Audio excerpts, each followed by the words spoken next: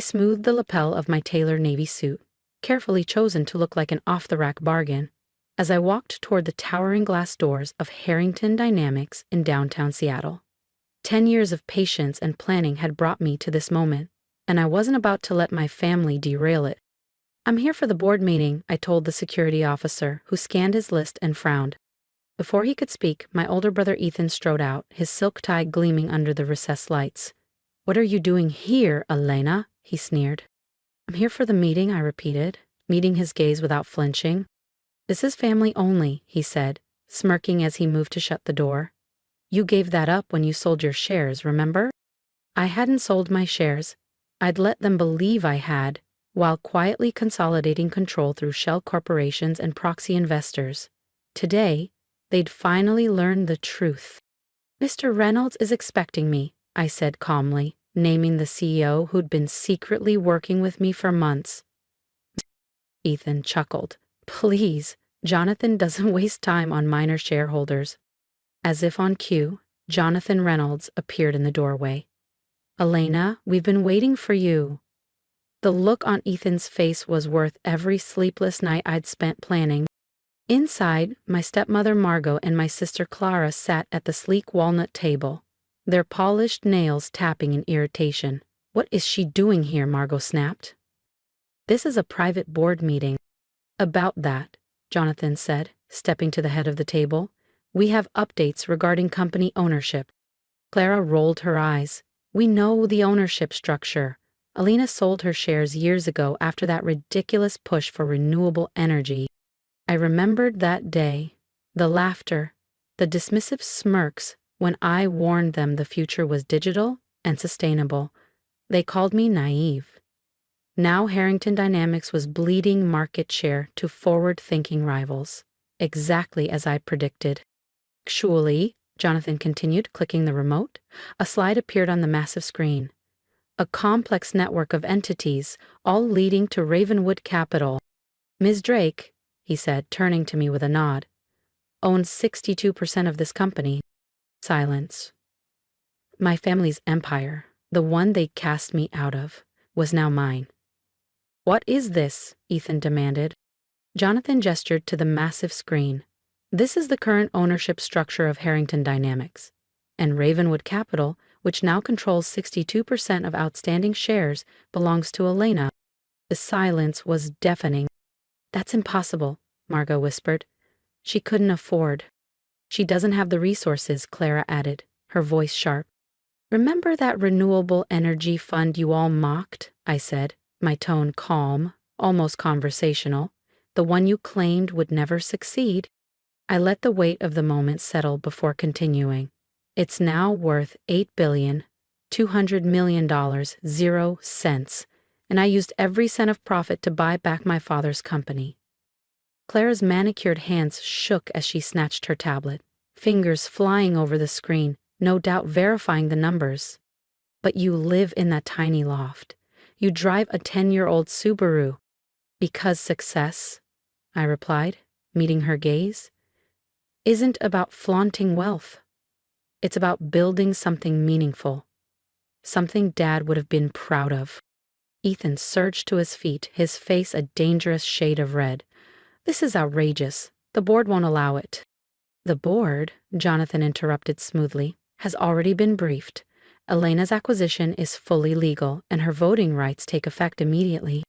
I opened a leather folder and slid my proposals across the table, the same ones they'd mocked a decade ago. "Now, shall we discuss the future of Harrington Dynamics? I have plans for digital transformation." Margot's face drained of color. "You can't do this. We're family." "Family," I repeated, my voice edged with steel. "Like when you changed the locks on our home the day after Dad's funeral? Or when you told the press I had a breakdown because I challenged your management? That kind of family?"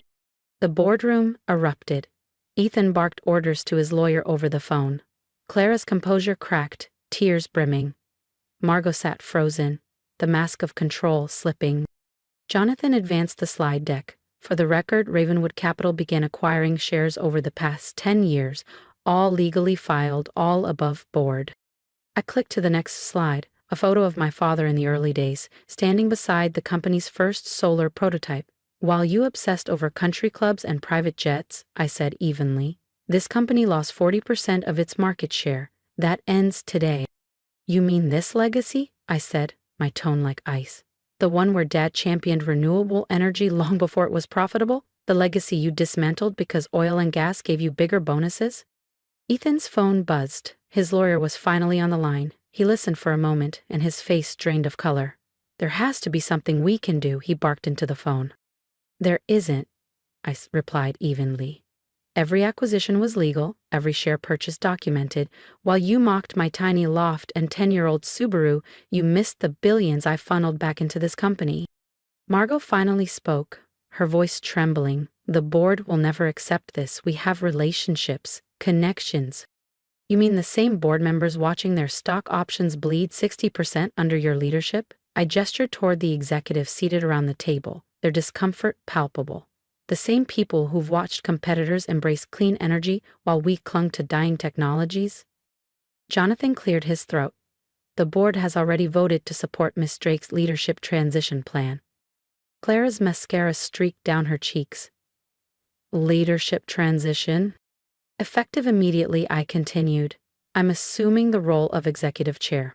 Jonathan remains CEO to implement our new strategy. But my position, Ethan sputtered. Your role as chief strategy officer? I tilted my head. The one where you blocked every innovation initiative? Eliminated. Effective today. You can't fire me, he hissed. I'm A. Harrington. So am I reminded him. The daughter you dismissed as naive, the sister you shut out of meetings, the family member you tried to erase. I clicked to the next slide, 2 graphs side by side. One showed my green energy fund skyrocketing, the other displayed Harrington Dynamics' slow decline. 10 years ago, you laughed when I pitched renewable investments, called it a tree hugger's fantasy. That fantasy built an $8 billion, $200 million 0-cents fund that just bought your controlling interest. Margot tried a different tone. Darling, surely we can talk as a family. Your father would have wanted... Dad would have wanted progress, I cut in. From my folder, I pulled a worn envelope. His last letter, the one you hid from me, hoped I'd lead this company toward a sustainable future.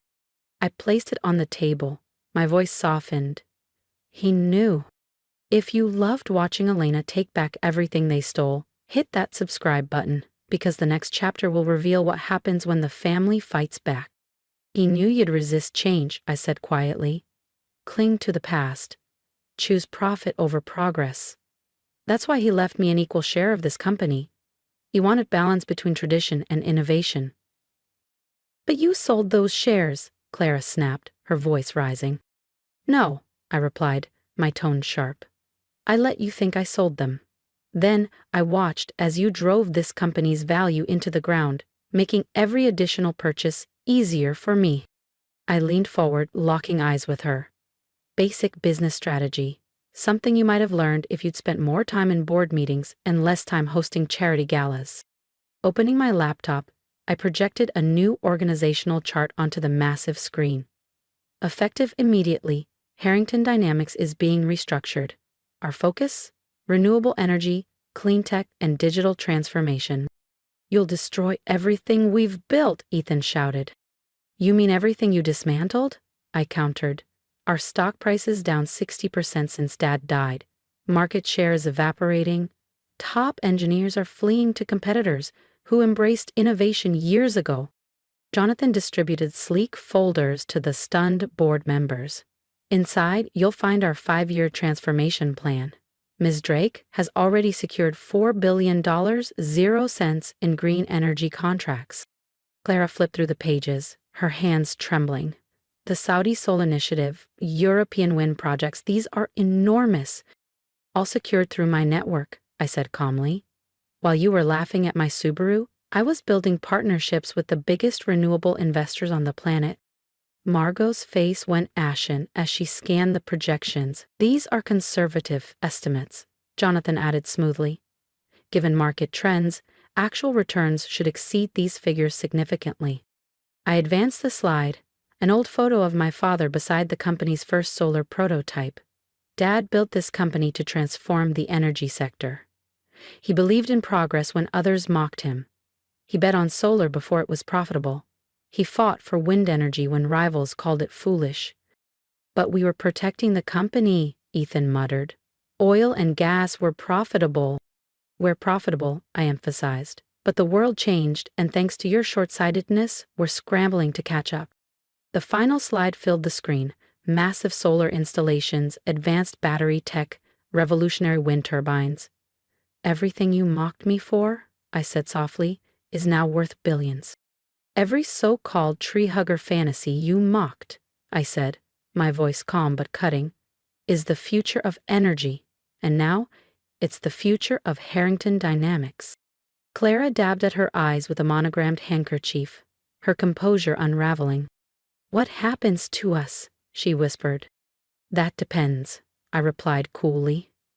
Those willing to embrace our new vision can remain in redefined roles. Those who can't? Your severance packages are outlined on page 12. Ethan gave a bitter laugh. You really think you can run this company? You and your sustainability crusades, your idealistic dreams? I pressed a button. The wall screens lit up with live feeds from my fund's projects worldwide. Solar fields stretching toward endless horizons, wind farms powering entire regions, advanced battery systems stabilizing national grids. I already run something bigger, I said softly. My so-called crusades built a fund worth 3 times what Harrington is worth today. The only difference is, I'm bringing that success home. Margot tried again, her voice brittle. The shareholders won't stand for this. The old families and institutional investors have already pledged their support, Jonathan interjected smoothly. They've seen the projections, they know where the future lies, and they're done watching losses mount while competitors embrace clean energy. I stood, walking to the floor-to-ceiling windows overlooking the Seattle skyline. Dad used to stand here, pointing out rooftops where he imagined solar panels. You called him a dreamer then, too. I turned, meeting their eyes. But he built this company on those dreams. 5 years ago, they locked me out of this boardroom because I shared his vision. They called me naive for betting on renewables, mocked me for living modestly while building something meaningful. My phone buzzed, a news alert. The story had leaked. Harrington Dynamics stock was already up 12% in pre-market trading. Your choice is simple, I said, facing them. Adapt. Or take your severance. Either way, Harrington Dynamics returns to its original mission today. Ethan rose slowly, jaw tight. You'll regret this. You have no idea how to manage relationships with our traditional partners. You mean oil companies now investing billions in renewables or industrial giants demanding clean energy solutions? I clicked to the next slide. Sign contracts with Fortune 500 corporations? While you guarded the past, I finished, I was building the future. While you mocked my dreams, I said evenly, I was turning them into reality. Clara gathered her things, her perfectly manicured hands trembling. What will people say? She whispered. At the club. In our circles? They'll say what they always say, I replied calmly, that success proves itself, that vision matters more than tradition, that sometimes the person you locked out of the boardroom ends up owning it. By the end of the day, the reality of my takeover set in. Ethan and Clara cleared out their corner offices, their severance checks a fraction of their usual bonuses. Margot vanished to her country estate, where she'd have to explain to her friends how the stepdaughter she'd dismissed now controlled the Harrington empire. Jonathan and I worked late, finalizing the transition plans. Harrington Dynamics stock surged 23% by market close on news of our renewable energy initiatives. Analysts were already calling it the Green Revolution. 1 year later, I stood in that same boardroom, overlooking Seattle's skyline as we announced yet another record-breaking quarter. Our solar projects were generating double the projected revenue. Our wind farms powered entire cities. Our battery technology was rewriting the future of energy storage. The wall screens displayed our global operations, everything I dreamed of a decade ago when they mocked my ideas. And yes, My 10-year-old Subaru was still parked in my space, a quiet reminder that real success isn't about flashy wealth. It's about building something meaningful. Ethan now appeared on business talk shows, criticizing our strategy, but the numbers silenced him. Harrington Dynamics' stock had tripled. Our market share in renewables was growing exponentially. We were becoming exactly what Dad always envisioned. I keep the old boardroom key on my desk now, a reminder of the day they locked me out, because sometimes the best revenge isn't proving them wrong, it's proving your father right. As another meeting ended, my assistant entered with a smile. "Ms. Drake, Forbes wants a cover story on our Saudi solar project, and your brother is on CNBC again, saying we've lost our way." I smiled, pulling up the live feed. Ethan was in his designer suit, ranting. "And our stock price?" I asked. "Up another 4% after the Clean Energy Act passed. We're now the largest renewable energy provider on 3 continents." What began as a family feud had become a business school legend. How a so-called naive environmentalist had turned a declining energy corporation into a global clean power leader. How the daughter they locked out had rewritten an entire industry. My phone buzzed, a message from Clara. "The country club is hosting an energy innovation panel. Would you consider speaking? For the family's sake." Family. The same word they used when they pushed me out, when they mocked my proposals, when they chose short-term profit over long-term sustainability. I typed back, "Sorry, busy installing solar panels that day." The irony tasted sweet. They once claimed I was destroying Dad's legacy. But our latest projects were everything he dreamed of. Sprawling solar fields in Saudi Arabia, floating wind farms off the European coast, revolutionary energy storage systems, all ideas sketched in his worn notebooks. Margot had tried to burn those notebooks after his death, calling them embarrassing fantasies. Now they hung in our company's innovation gallery, framed beside photos of fully operational projects that power millions of homes. A knock interrupted my thoughts. Jonathan stepped in. "Ms. Drake, the Middle Eastern Sovereign Wealth Delegation has arrived. They're ready to double their investment in our renewable portfolio." I nodded, closing my laptop. "Show them Dad's original solar designs," I said, gathering my papers, "and then show them what we've built, bigger than even he imagined." Despite the billions flowing through our projects, my outfit remained simple. A tailored blazer from an ordinary store, black pumps, no designer logos. Success was never about flaunting wealth. It was about proving a vision. 10 years ago, I stood outside this boardroom, locked out by the very people who claimed to protect the company. They said I was reckless, idealistic, the green sheep of the family. Today, those same voices begged for my presence on panels and cover stories. But the truth was simple. The future belongs to those who embrace change.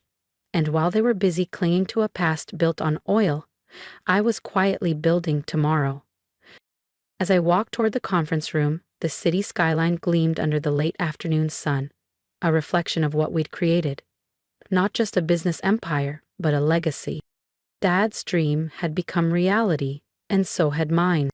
What would you have done in my place? Locked out, underestimated, and told your dreams were foolish? Would you have walked away or fought harder? Tell me in the comments if you would have taken the same risk I did. If this story resonates with you, subscribe and join me for the next chapter of this journey. And remember this: success isn't about proving others wrong, it's about proving your vision right. Stay focused, stay patient, and never let someone else define your limits. Your future is built on the dreams they laugh at today.